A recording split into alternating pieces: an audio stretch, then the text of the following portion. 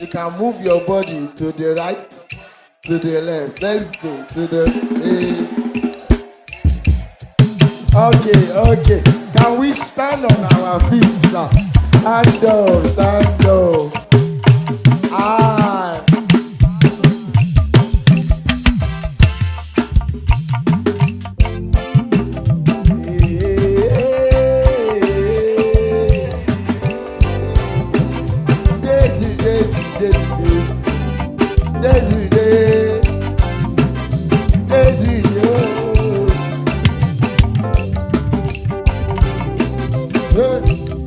Èmi tó gbé kúrò nílẹ̀ o. Èmi tó yọ kúrò lọ́fìn o. Ó wá yọ òwe bàbá mi o. Ó wá yọ òwe má èmi tó gbé. Ọlọ́run èmi tó gbé náà rí Ọlọ́run.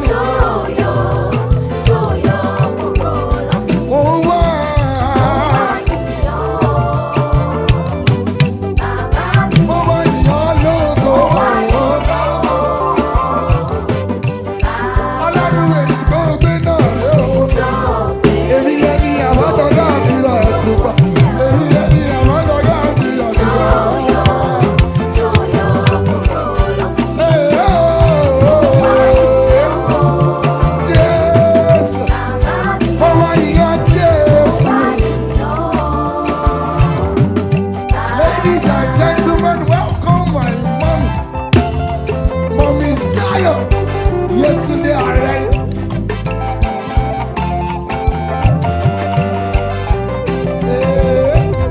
mo wá nìyàn o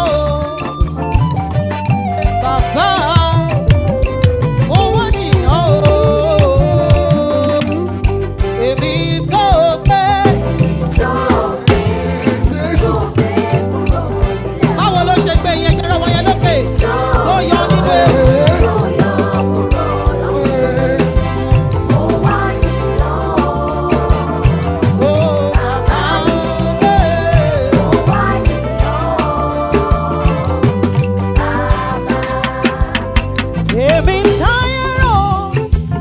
Kò lè ṣoríire. Èmi táyé rò pé kò lè jẹ́ nǹkan kan. Jésù. Ó gbé mi jà gbangba lójú ọ̀tá mi gbogbo. Ó wá yìnyín o ọba olóore ọ̀fẹ́. Èmi táyé rò pé kò lè ṣoríire nílé ayé. Èmi táyé rò pé kò lè jẹ́ nǹkan kan. Ó gbé mi jà gbangba lójú ọ̀tá mi gbogbo. Mo wá yìnyín o ọba olóore. Èmi yé. Èmi tó gbé. Báwo ló ṣe gbé yín kúrò nínú ewu?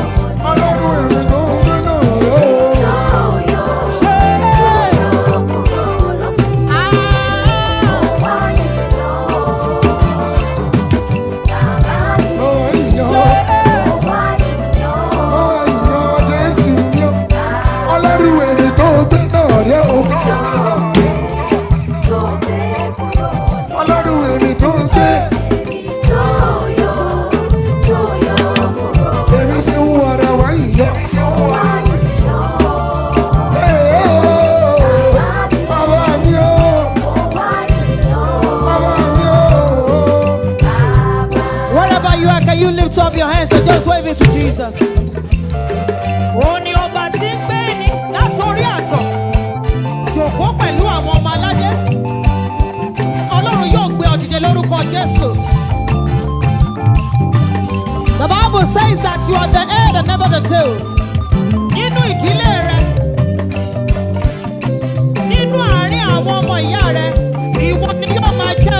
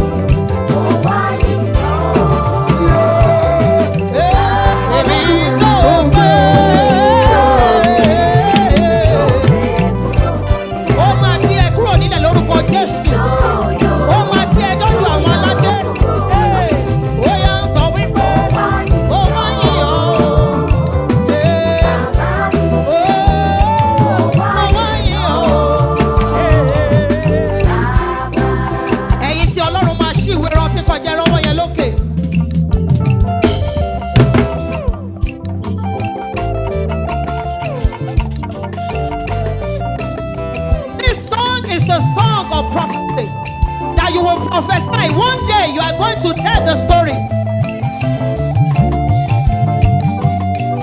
Àwọn tọ́lọ́run máa fi síwájú ẹjẹ́ lọ́wọ́ yẹn lókè.